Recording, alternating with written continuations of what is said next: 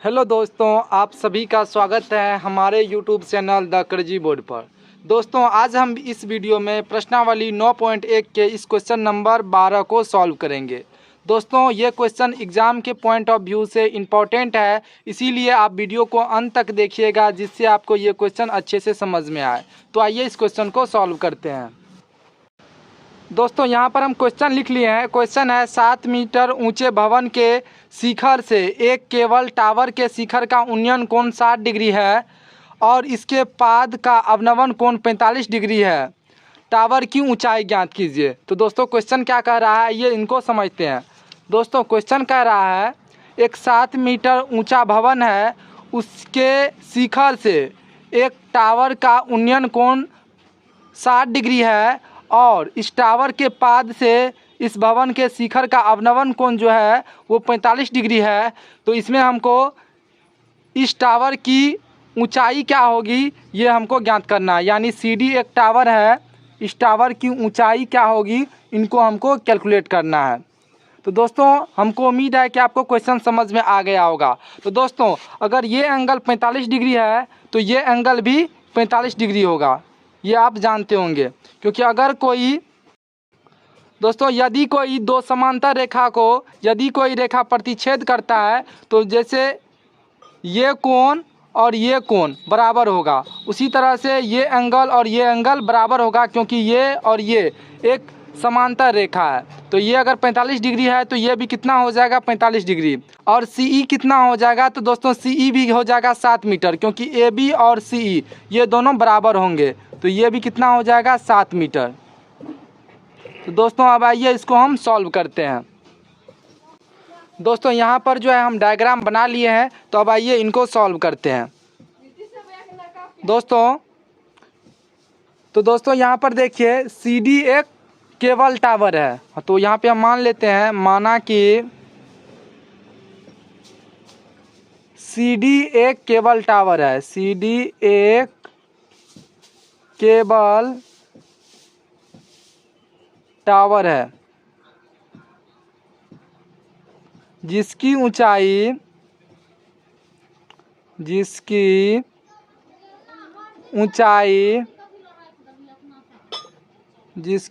क्या हो जाएगा 7 + ED।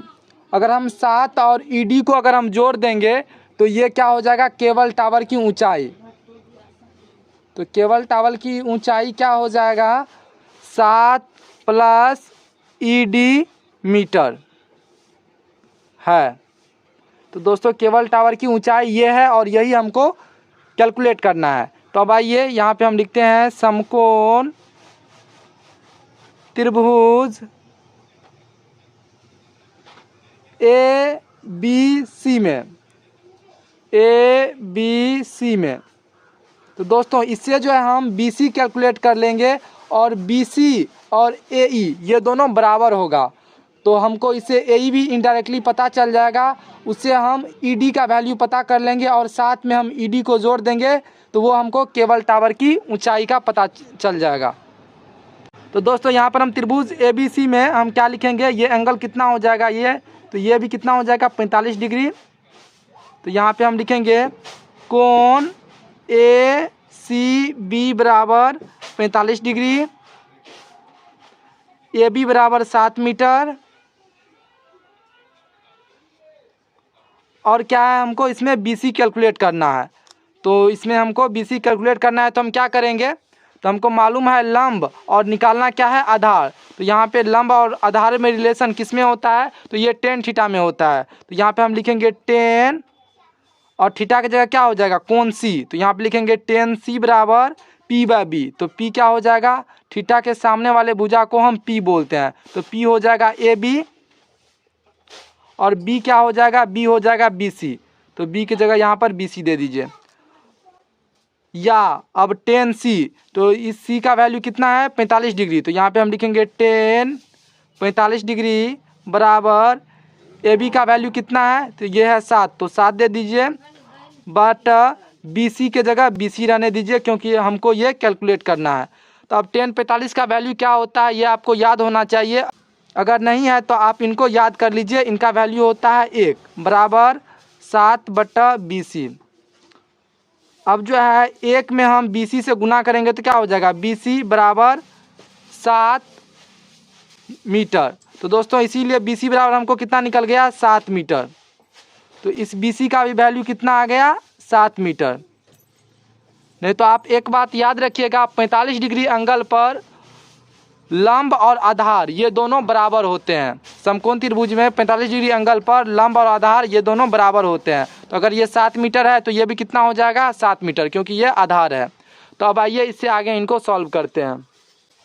दोस्तों इसमें हमको BC का वैल्यू कितना निकला, 7 मीटर, और BC और AE ये दोनों बराबर होंगे। तो यहाँ पे हम लिख सकते हैं, चूँकि BC बराबर AE बराबर 7 मीटर, तो दोस्तों इस AE का भी वैल्यू कितना हो गया, 7 मीटर। तो अब आइए इनको आगे सॉल्व करते हैं।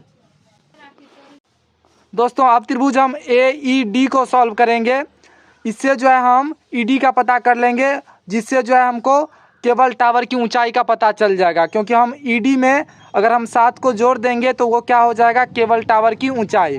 तो दोस्तों यहाँ पर BC 7 मीटर है तो AE भी कितना हो जाएगा, 7 मीटर। तो अब आइए इसको आगे सॉल्व करते हैं। तो अब लिखेंगे पुनः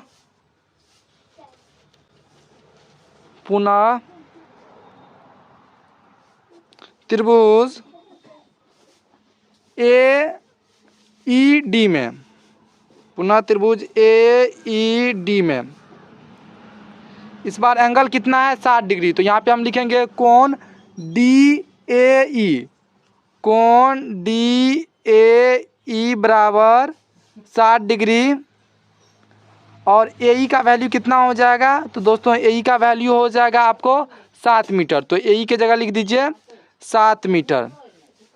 और हमको निकालना क्या है, ED। तो दोस्तों वो ED की जगह कुछ लिखेंगे नहीं। तो यहाँ पे हम लिखेंगे 10, एंगल कौन सा है, A। तो यहाँ पे लिखेंगे हम 10A बराबर P/B। तो इस A का सामने वाला भुजा क्या हो जाएगा, ED। तो ED हो जाएगा P/B, क्या हो जाएगा, AE। तो यहाँ पर AE लिख दीजिए।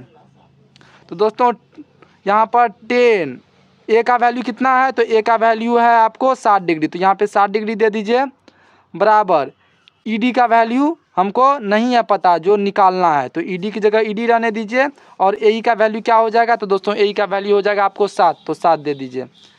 या 10 60 डिग्री का दोस्तों वैल्यू जो होता है वो होता है √3 बराबर, दोस्तों बराबर यहाँ पर ED की जगह हम ED रहने देंगे बट्टा 7। या अब जो है यहाँ पे √3 है, उसको जो है हम 7 में गुना करेंगे तो क्या हो जाएगा, 7√3। क्योंकि यहाँ पर 7 जो है ये भागा में है, अगर इस साइड आएगा तो ये गुना में आ जाएगा। तो यहाँ पे 7 से अगर गुना करेंगे √3 में तो क्या हो जाएगा, 60√3 बराबर ED। इसीलिए ED बराबर कितना हो गया, 7√3 मीटर। तो दोस्तों ये जो हमको ED का जो वैल्यू निकला वो कितना निकल गया, 7√3 मीटर, 7√3 मीटर। तो दोस्तों ये हमको ED का वैल्यू पता चल गया। अब हमको निकालना क्या है, केबल टावर की ऊंचाई। तो यहाँ पे हम लिख देंगे, अतः केबल टावर की ऊंचाई, केबल टावर की ऊंचाई क्या है, वो है आपको CD। तो केबल टावर की ऊंचाई CD बराबर क्या हो जाएगा, तो दोस्तों CD बराबर हो जाएगा आपको 7 + ED। तो 7 + ED, तो यहाँ पे हम लिखेंगे 7 + ED। तो दोस्तों तो 7 का 7 देंगे, प्लस ED का वैल्यू कितना निकला, तो दोस्तों ED का वैल्यू निकला 7√3 मीटर। तो ED की जगह हम दे देंगे 7√3। इसमें से हम क्या करेंगे, 7 कॉमन ले सकते हैं। तो यहाँ पे हम 7 कॉमन ले लेंगे तो क्या हो जाएगा, यहाँ पर 1 प्लस यहाँ पे क्या हो जाएगा, √3। इसको हम ऐसे भी लिख सकते हैं, 7 × √3 को पहले लिख दिए और 1 को बाद में लिख दिए। तो दोस्तों यही इसका आंसर हो जाएगा, इतना मीटर आंसर। तो दोस्तों हमको उम्मीद है कि आपको ये क्वेश्चन अच्छे से समझ में आ गया होगा। तो दोस्तों मिलते हैं अगले वीडियो में, तब तक के लिए आप पढ़ाई करते रहे। Thank you for watching this video. जय हिंद दोस्तों।